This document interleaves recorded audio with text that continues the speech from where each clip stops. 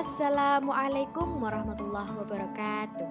Halo teman-teman, di videoku ini aku akan menjelaskan dan belajar bareng kalian tentang konflik antara negara Taiwan dengan negara Tiongkok, yakni dari materi sejarah peminatan kelas 12 peminatan ilmu sosial untuk kelas SMA atau MA.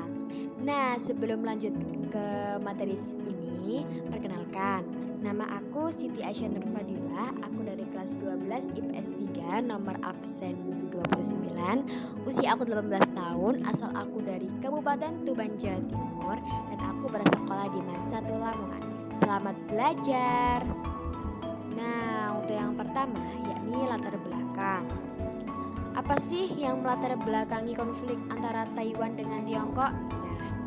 Tiongkok itu dulunya dikuasai oleh pemerintahan demokrasi yang bernama KMT, yakni Kuomintang.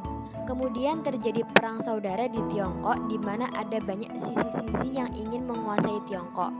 Partai Komunis Tiongkok berhasil menguasai Tiongkok dan merubah Tiongkok menjadi negara komunis.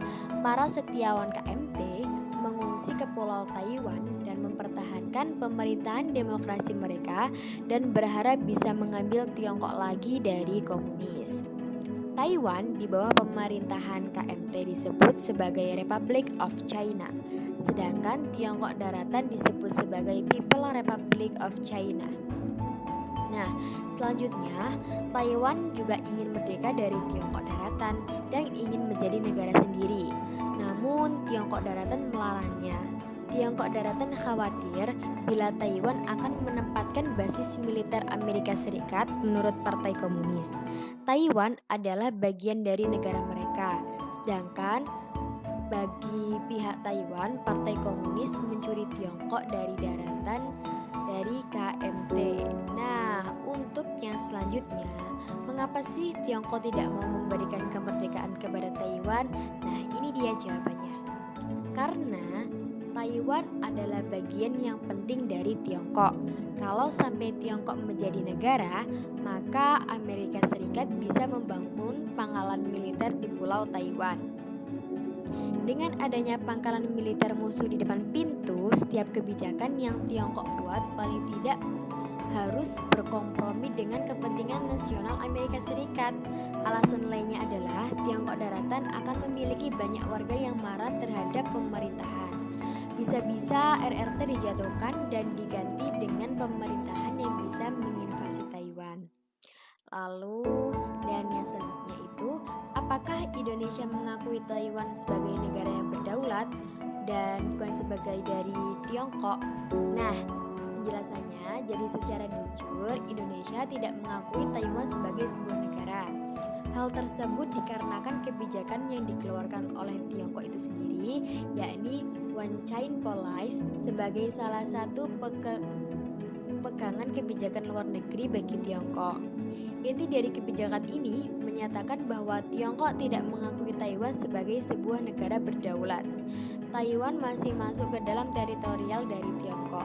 Jadi konsekuensinya setiap negara yang sedang atau ingin menjalani hubungan dengan Tiongkok harus menghormati kebijakan ini.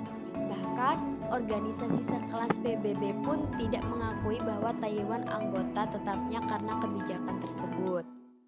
Nah, untuk yang terakhir, yakni Taiwan ingin melepaskan diri dari Republik Rakyat Tiongkok. Jadi Taiwan atau yang secara formal dikenal sebagai Republik China.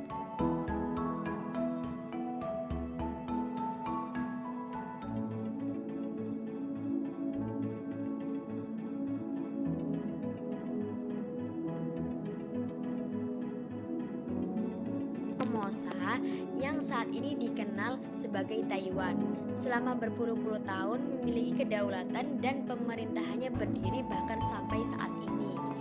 Sehingga keinginan Taiwan untuk melepaskan diri dari Republik Rakyat Cina atau Tiongkok adalah suatu yang keliru. Karena pada hakikatnya yang memang keduanya adalah negara yang berbeda dan berdaulat atas negaranya mandiri. Berbeda dari Hong Kong maupun Macau yang merupakan Special Administrative Region of China, singkatannya merupakan bagian dari RLC. Lah, terus kok kayak nggak pernah kedengaran gitu eksistensi negaranya? Ya memang, bahkan dalam beberapa organisasi internasional pun Taiwan tidak ikut disertakan.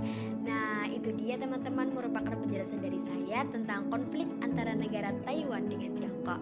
Semoga bermanfaat dan kalian semua mengerti. Terima kasih. Wassalamualaikum warahmatullahi wabarakatuh.